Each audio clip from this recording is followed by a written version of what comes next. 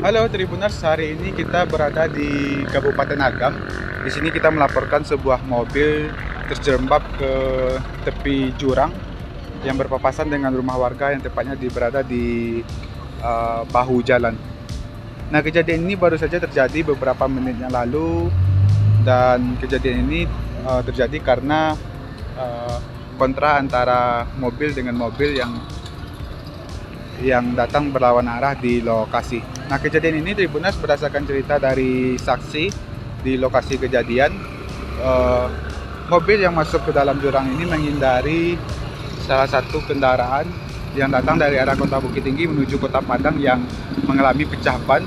Sementara mobil yang berwarna hitam yang masuk ke dalam jurang membanting setir sehingga sampai ke bahu jalan dan terjatuh ke dataran yang lebih rendah.